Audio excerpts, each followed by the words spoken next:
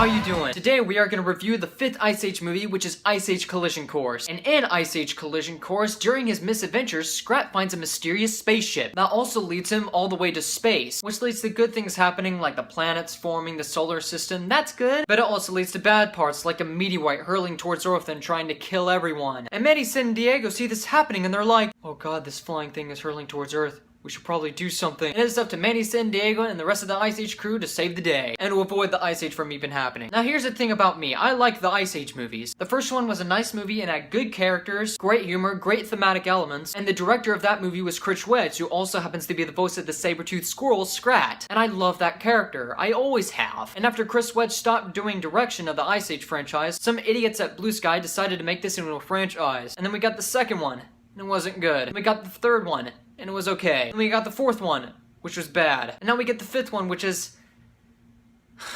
Guys, sometimes it's work. Having to see one of your favorite studios demolish a franchise that you so desired, or actually never did, makes me broken inside because I just realized something. Ice Age has no idea what the heck it is anymore. Because one of my biggest problems with Ice Age is that the originality has gone completely out the window. We now heavily rely on cliche plots that we've seen from multiple movies. Oh, going to see dinosaurs? We never seen that before. Oh, we have to fight pirates? Where have we heard that? And then we reached the 5th movie and they were like, what do we do to make the 5th Ice Age movie? Make it original and make a good Scrat movie? No. Get Chris Wedge to direct this movie? No. We call it a crash grab and send him to space? We call it a cash grab and send him to space. Why did I sign up for this job? And that's where we get Ice Age Collision Course, which happens to be the worst of the series. It's not as bad as Norm of the North, but it's still abysmal. The originality of the story is completely out the window. Every single character in this movie you don't care about, because you know how it's gonna end. And all the subplots either end in a Deus Ex Machina, or just in a Deus Ex Machina. Yeah, some of the animation is great. Yes, still the best character in the whole movie is Scrat, cause he's awesome. And yeah, there are some jokes that I chuckled at a few times, but this is freaking Ice Age. I expected something else. You can make a freaking Scrat movie for all I care. Please do that, I will totally watch it. As long as you get Chris Wedge in the director's chair, Blue Sky. But all the other characters you don't care about in any way. It just all feels forced and badly staged. I felt so completely tired when I was watching this film, because I expected different something from these characters and I never did. Some of the jokes are poorly generic, like there's this one joke where it's like, oh, you're mistaking a stone for a turret, ha, funny. And as I was watching this movie, not one kid laughed.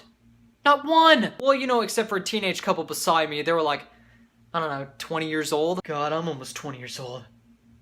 But still, the directors didn't care about their job because they only care about making money. I still want a Scrap movie if you get Chris Wedge as director. The writers didn't do their job because they're lazy, and some of the voice acting feels phoned in completely. You feel like none of these characters gave it their all. I want to talk about the voice acting a little bit because it's something I need to get off my chest. And this is not really an Ice Age problem in this movie. I really miss when actual animated movies relied on voice actors. Because you know, there are some good actors, and including A-list ones, that really practiced and used their voice to act. And with what they learned, can bring the magic on screen. And as you look at it, you go, wow, I can't imagine anyone else who can play that role. That actor has made that character its own. Like, for example, Robin Williams is the Genie, Tom Hanks is Woody, and Tim Allen is Buzz Lightyear. Tony Jay as Frollo, Idina Menzel as Elsa, and Elijah Wood is Nine. Those actors really gave it their all when they're reading lines. And all these famous voice actors are losing their job because, I don't know, Jesse Tyler Ferguson, Adam Devine, and Nicki Minaj can make a whole lot of money. You know, just to put names in the credits. There's no reason for Shangri-La to be Jesse Tyler Ferguson. There's no reason for the bunny to be Michael Strahan. And there's no reason why Nick Offerman should play the flying dinosaur bird. I mean, heck, Neil deGrasse Tyson's in the movie. You know, just for a cameo. Cause he's popular. You know what? Instead of being enjoyable, it becomes distracting. Because every time you're watching the movie, you're thinking of some guy in a studio killing hours by reading lines and calling it a day. And the whole time, you're just guessing who the guy is reading the lines, or who the guy's voice is. And you know what, I thought for a minute there I actually was kind of being generous to this movie, because there were some jokes in there that I actually chuckled at, and there was a character that I liked. There's no originality in that story, and you don't care about any of the characters. Most of them are annoying. Most of the actors are miscast in their roles. Some poorly useless jokes in there that can't even make a child laugh. Yeah, even though there is some enjoyment in the movie, that doesn't defend it. That's just a gimme. It just makes me feel sad watching it. I actually was kind of pulling for Blue Sky, because you know I want them to make good movies. And they also make good stuff like the first Ice Age and the Peanuts movie. But this,